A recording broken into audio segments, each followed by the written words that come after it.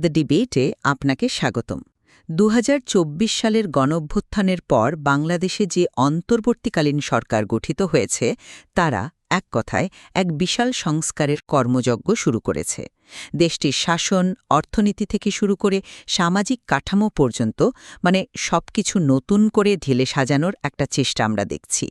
আমাদের আজকের আলোচনার ভিত্তি হল সরকারেরই প্রকাশিত একটি রূপরেখা, যেখানে এই উদ্যোগগুলোর বিস্তারিত বর্ণনা আছে। আজ আমরা যে মূল প্রশ্নটি নিয়ে ভাবব তা হল, একটি টেকসই গণতান্ত্রিক রাষ্ট্র গড়তে অন্তর্বর্তীকালীন সরকারের এই ব্যাপক ও বিস্তৃত সংস্কার কর্মসূচিটি কি সবচেয়ে কার্যকর পথ, নাকি এর অগ্রাধিকার আর বাস্তবায়নের ধরনে এমন কোনো কৌশলগত দুর্বলতা আছে যা এর আসল উদ্দেশ্যকেই হয়তো ব্যাহত করতে পারে? আমার অবস্থানটা বেশ পরিষ্কার। আমি মনে করি এই সামগ্রিক সংস্কারগুলো একটি পচে যাওয়া ব্যবস্থাকে একেবারে গোড়া থেকে উপড়ে ফেলার জন্য অপরিহার্য। এটি একটি নতুন বাংলাদেশের ভিত্তি স্থাপন করছে। আর আমি বিষয়টিকে একটু ভিন্নভাবে দেখছি। সংস্কারের এই বিপুল আয়োজন প্রশংসার যোগ্য, কোনো সন্দেহ নেই, কিন্তু আমার প্রশ্নটা এর কৌশল নিয়ে। আমার মনে হচ্ছে অগ্রাধিকার ঠিক করার ক্ষেত্রে কৌশলগত গভীরতার চেয়ে জনপ্রিয় আর প্রতীকী পদক্ষেপের দিকে ঝোঁকটা বেশি, আর এতে দীর্ঘমেয়াদে লাভের চেয়ে ক্ষতি হওয়ার ঝুঁকিও থাকতে পারে। দেখুন, প্রায় ১৬ বছর ধরে একটা স্বৈরাচারী ব্যবস্থা চলার পর আপনি বিচ্ছিন্নভাবে একটা জায়গায় হাত দিয়ে কোনো পরিবর্তন আনতে পারবেন না। ব্যবস্থার গভীরে যে পচন ধরেছিল তা একেবারে গোড়া থেকে পরিষ্কার করার জন্যই এই সামগ্রিক একটা ধাক্কার প্রয়োজন ছিল। এই সংস্কারগুলো কোনো বিচ্ছিন্ন ঘটনা নয়, বরং একটা সুচিন্তিত কৌশলের অংশ। এর লক্ষ্য হল প্রাতিষ্ঠানিক অবক্ষয়কে প্রতিটি স্তর থেকে নির্মূল করা। আর বিষয়টা শুধু নাম পরিবর্তন বা উপরের চাকচিক্যের মধ্যে কিন্তু সীমাবদ্ধ নেই। যেমন ধরুন শাসন ব্যবস্থার কথা। সরকার পুলিশ কমিশন অধ্যাদেশ ২০২৫ এনেছে। এর মানে কি? এর মানে হল পুলিশ বাহিনীকে রাজনৈতিক প্রভাব থেকে বের করে এনে একটা স্বাধীন কমিশনের অধীনে আনার চেষ্টা, যাতে তারা জনগণের সেবা করতে পারে, কোনো দলের নয়। আবার ধরুন, সুপ্রিম কোর্ট বিচারক নিয়োগ অধ্যাদেশ ২০২৫-এর মাধ্যমে বিচারক নিয়োগের প্রক্রিয়াটি প্রথমবারের মতো একটি স্বাধীন কমিশনের হাতে তুলে দেওয়া হয়েছে, যা এতদিন পুরোপুরি নির্বাহী বিভাগের নিয়ন্ত্রণে ছিল। এগুলো তো দেশের গণতান্ত্রিক কাঠামোর একদম ভিত্তি। অর্থনীতির দিকে তাকালে দেখবেন ওই যে বিদ্যুৎ ও জ্বালানির দ্রুত সরবরাহ বৃদ্ধি বিশেষ বিধান আইন ২০১০, সেটা বাতিল করা হয়েছে।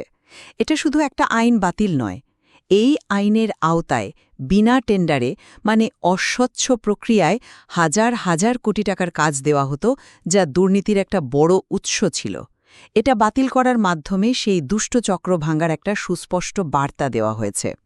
আর সামাজিক ন্যায়ের ক্ষেত্রে বাংলাদেশ শ্রম আইন ২০০৬-এর সংশোধনী এনে ট্রেড ইউনিয়ন গঠন সহজ করা হয়েছে। এর ফলে শ্রমিকদের নিজেদের অধিকার নিয়ে কথা বলার সুযোগ বাড়বে, যা এতদিন কার্যত অসম্ভব ছিল। এই সামগ্রিক দৃষ্টিভঙ্গি নিশ্চিত করবে যে পুরনো রোগগুলো যেন নতুন করে ফিরে না আসতে পারে। সংস্কারের প্রয়োজনীয়তা নিয়ে আমার কোনো দ্বিমত নেই। প্রশ্নটা হলো এর পদ্ধতি আর অগ্রাধিকার নিয়ে।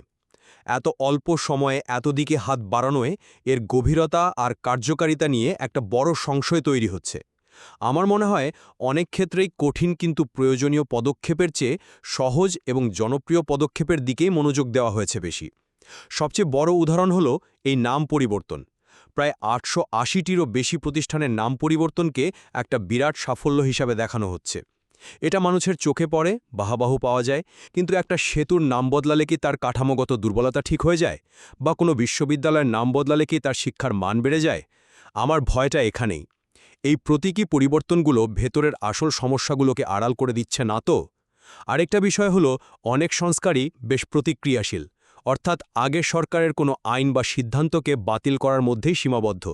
যেমন ধরুন, জাতির পিতার পরিবারের সদস্যদের নিরাপত্তা আইন ২০০৬ বাতিল করা হলো।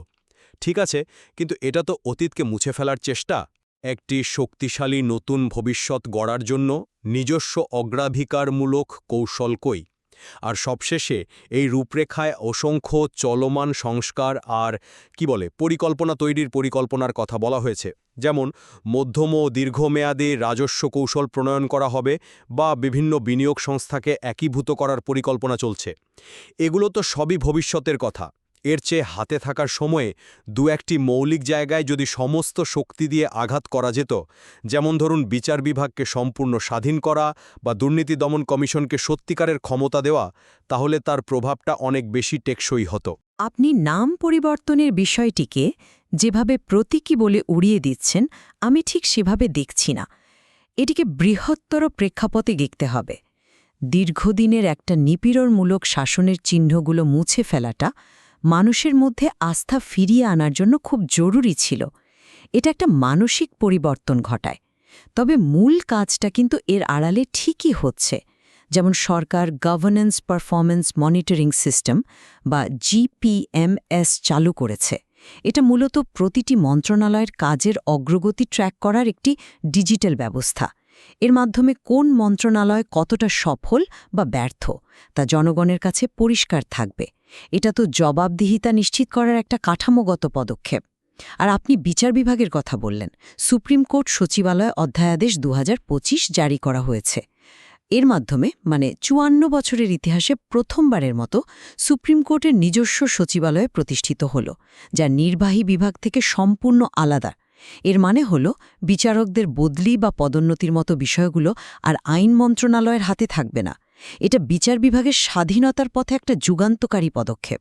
সুতরাং প্রতীকী পদক্ষেপগুলো নেওয়া হচ্ছে গভীর এবং কাঠামোগত সংস্কারের প্রতি জনসমর্থন নিশ্চিত করার একটা সিঁড়ি হিসাবে। জনগণের আস্থা যদি শুধু প্রতীকী পদক্ষেপের ওপর নির্ভর করে, তাহলে সেই আস্থা তো কাঁচের মতো ভঙ্গুর হবে। বাস্তবতার প্রথম আঘাতেই তা ভেঙে যাবে। আপনি জিপিএমএসের কথা বলছেন, যা একটি ৩ বছর মেয়াদী কৌশলগত পরিকল্পনা।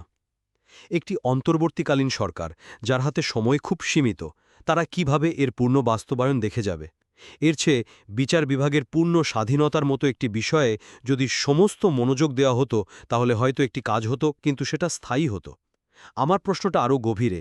যা কিছু দৃশ্যমান, যেমন ভবনের নাম বা রাস্তার নাম, সেদিকে এত মনোযোগ দেওয়াটা কি স্বল্পমেয়াদী রাজনৈতিক বিবেচনারই ইঙ্গিত দেয় না? এটা কি একটা সহজ রাস্তা বেছে নেওয়া নয়? গভীরে যে সমস্যাগুলো, যেমন ধরুন সরকারি ক্রয়ে দুর্নীতি বা প্রশাসনিক অদক্ষতা, সেগুলো সমাধানের জন্য এই বাহ্যিক পরিবর্তনগুলো কি আদৌ কোনো কাজে আসবে, নাকি এগুলো এক ধরনের আইওয়াস? আপনি গভীরতার যে প্রশ্নটি তুললেন সেটি খুবই গুরুত্বপূর্ণ। কিন্তু আমার মনে হয় আপনি একটি বিষয় এড়িয়ে যাচ্ছেন। এই ব্যবস্থার প্রতিটি অংশ একে অপরের সাথে এমনভাবে জড়িয়ে গিয়েছিল যে একটিকে রেখে আরেকটিকে সংস্কার করা সম্ভবই ছিল না। এখান থেকেই সংস্কারের বিস্তৃতির প্রশ্নটি আসে। ধরুন আপনি শুধু সরকারি অর্থব্যবস্থা সংস্কার করতে চাইলেন, কিন্তু জনপ্রশাসনকে অপরিবর্তিত রাখলেন, তাহলে সেই আমলারাই তো আপনার সংস্কার ব্যর্থ করে দেবে। একইভাবে পুলিশ ব্যবস্থায় পরিবর্তন না এনে বিচার ব্যবস্থার সংস্কার অর্থহীন, কারণ মামলার তদন্তই যদি ঠিকমতো না হয়, বিচারক কিসের বিচার করবেন? প্রতিটি খাতের অবক্ষয় একটি আরেকটির সঙ্গে জড়িত ছিল, তাই এর চিকিৎসা হতে হবে সামগ্রিক। এই রূপরেখার প্রতিটি খাতের সংস্কারকে জুলাই গণঅভ্যুত্থানের চেতনার সঙ্গে যুক্ত করা হয়েছে, যা এই আন্তঃসম্পর্ককেই তুলে ধরে। যেমন স্বাস্থ্য খাতে দেখুন, একদিকে ওষুধের মূল্য নির্ধারণের জন্য নতুন নীতিমালা করা হচ্ছে, যা বড় কোম্পানিগুলোর একচেটিয়া ব্যবসা ভাঙবে, আবার একই সাথে মেধার ভিত্তিতে ৩৫০০ নতুন ডাক্তার নিয়োগ দেওয়া হচ্ছে। দুটোই তো একসাথে দরকার, একটা ছাড়া আরেকটা অসম্পূর্ণ। আমি দুঃখিত, কিন্তু আপনার এই যুক্তির সঙ্গে আমি একমত হতে পারছি না। তত্ত্বগতভাবে আপনার কথা ঠিক যে সবকিছুই একটার সাথে আরেকটা জড়িত, কিন্তু বাস্তবে একসঙ্গে সবকিছু করতে গেলে কোনোটি পুরোপুরি সম্পূর্ণ না হওয়ার একটা বিরাট ঝুঁকি থেকে যায়। আপনি একসঙ্গে ১০টা যুদ্ধ লড়তে গেলে একটাও হয়তো জিততে পারবেন না। রূপরেখাটা দেখুন, স্বরাষ্ট্র মন্ত্রণালয়ের অধীনে ৯টি সম্পন্ন এবং ৯টি চলমান সংস্কার তালিকাভুক্ত করা হয়েছে। মৎস্য এবং প্রাণিসম্পদ মন্ত্রণালয়ে প্রায় ১৫টির বেশি সংস্কারের কথা বলা হয়েছে। একটি অন্তর্বর্তীকালীন সরকারের পক্ষে এত বিশাল কর্মযজ্ঞ সঠিকভাবে এবং গভীরভাবে পরিচালনা করা কি সম্ভব? তাদের সেই প্রাতিষ্ঠানিক সক্ষমতা বা সময় কি আছে?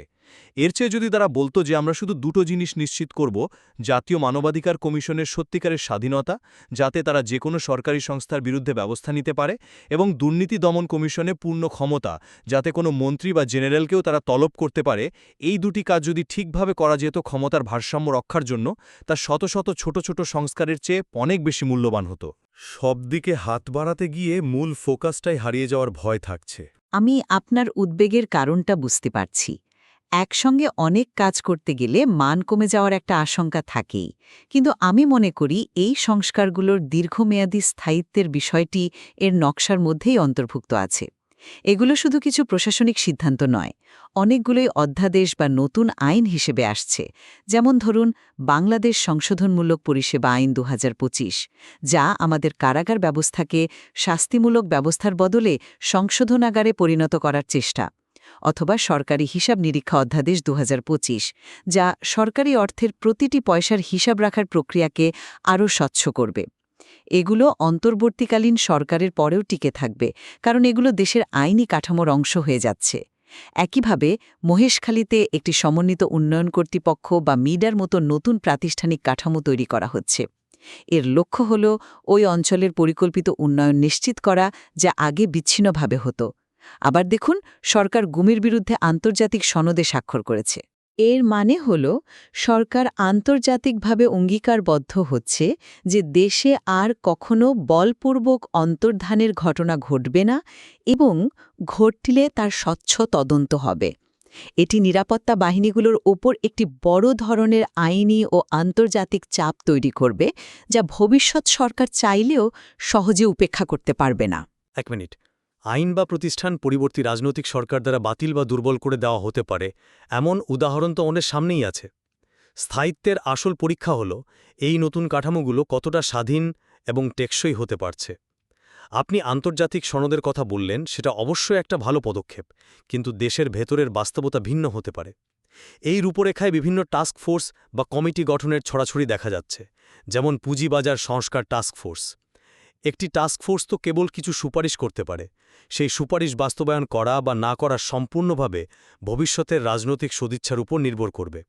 এরা কিভাবে সংস্কারের স্থায়িত্ব নিশ্চিত করে? একটি বিশাল কর্মযোগ্য দেশের উপর চাপিয়ে দেওয়ার চেয়ে কয়েকটি মৌলিক এবং অপরিবর্তনীয় সংস্কারের বিষয়ে যদি একটি ব্যাপক রাজনীতিক ও সামাজিক ঐক্যমত্য তৈরি করা যেত, সেটা কি আরও বেশি বিচক্ষণতার পরিচয়ক হতো না? যেমন বিচারক নিয়োগের যে নতুন আইন, সেটির বিষয়ে যদি সব প্রধান দল এবং নাগরিক সমাজের সমর্থন আদায় করা যেত, তাহলে ভবিষ্যতে কোনো সরকার এসে সেটি পাল্টানোর সাহস পেত না। কিন্তু এতগুলো সংস্কারের ভিড়ে সেই ঐকমত্য তৈরির সুযোগ বা সময় কোথায়? অভ্যুত্থান পরবর্তী একটি ভঙ্গুর রাষ্ট্রকে পুনর্গঠন করতে গেলে আপনাকে সাহসী এবং ব্যাপক হতেই হবে। একটি পদ্ধতিগত অবক্ষয়কে আপনি ছোট ছোট প্রলেপ দিয়ে সারাতে পারবেন না। এর জন্য প্রয়োজন একটা বড় সার্জারি। আইনি কাঠামো, প্রশাসনিক জবাবদিহিতা, অর্থনৈতিক স্বচ্ছতা থেকে শুরু করে ডিজিটাল ব্যবস্থা পর্যন্ত এই সংস্কারগুলো একটি স্বচ্ছ, জবাবদিহিমূলক এবং গণতান্ত্রিক বাংলাদেশের ভিত্তি স্থাপনের জন্য একটি সামগ্রিক কৌশলের অংশ। এর পরিধি হয়তো উচ্চাবিলাসী, কিন্তু ১৬ বছরের আবর্জনা পরিষ্কার করে অতীত থেকে একটি পূর্ণাঙ্গ বিচ্ছেদ ঘটানোর জন্য এর কোনো বিকল্প ছিল না। তা হয়তো সবচেয়ে গুরুত্বপূর্ণ প্রাতিষ্ঠানিক পরিবর্তনগুলোর গভীরতাকে কমিয়ে দিচ্ছে। একটি শক্তিশালী নতুন কাঠামো গড়ার বদলে আমরা হয়তো অনেকগুলো দুর্বল খুঁটির উপর দাঁড়ানো একটি কাঠামো পাচ্ছি, যা ভবিষ্যতে যে কোনো রাজনৈতিক ঝড়ে ভেঙে পড়তে পারে। দিন শেষে সংস্কারের কার্যকারিতা নির্ভর করবে এর গভীরতা আর টেকসই বাস্তবায়নের ওপর, উদ্যোগের সংখ্যার উপর নয়। আমরা দুজনই সম্ভবত একমত হব যে এই রূপরেখা একটি বিশাল কর্মযজ্ঞের একটি মুহূর্তের চিত্রমাত্র। এই পরিবর্তনকালীন সময়ের চূড়ান্ত সাফল্য নির্ভর করবে আগামী দিনগুলোতে এই অসংখ্য সংস্কার কিভাবে বাস্তবায়িত হয় এবং দেশের মানুষের জীবনে কতটা ইতিবাচক প্রভাব ফেলে তার উপর। একদম ঠিক। এই আলোচনা এটাই স্পষ্ট করে যে একটি নতুন রাষ্ট্র কাঠামো নির্মাণ করা কতটা জটিল এবং চ্যালেঞ্জিং। এই উদ্যোগগুলোর সাফল্য বা ব্যর্থতাই হয়তো বাংলাদেশের ভবিষ্যৎ গতিপথ নির্ধারণ করে দেবে। তাই এর দিকে আমাদের সজাগ দৃষ্টি রাখতে হবে এবং বিশ্লেষণ চালিয়ে যেতে হবে।